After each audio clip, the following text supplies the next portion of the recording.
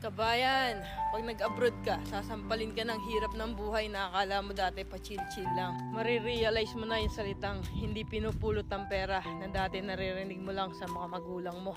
Marirealize mo na wala kang dapat pagkatiwalaan dito, kundi sarili mo. Marirealize mo na ang 5 oras na tulog ay sapat na para may paglaban ng isang araw na pagtatrabaho. At matututo kang pahalaga ng bawat sentimong sinasahod mo. Matututo kang magtiis at magpasensya kahit minsan ikaw ang nasa tama. Matututo kang maging independent o mag-isa dahil wala ka namang aasahan dito kundi sarili mo lang. Matututo ka rin ditong lumaban kahit ayaw mo na at hindi mo na kaya pero wala ka pa rin choice. Wala kang choice kundi kayanin na lang. Marirealize mo na hindi pala totoo yung sinasabi nila na masarap ang buhay dito sa abroad.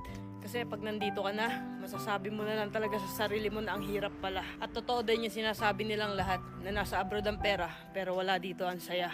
Kaya sa mga nagbabalak mag-abroad dyan, patibayan ng loob dito at bawal ang mahina, bawal ang sumuko. Kasi dito mo mararanasan ang realidad ng buhay kung saan patatagan ng loob ang labanan.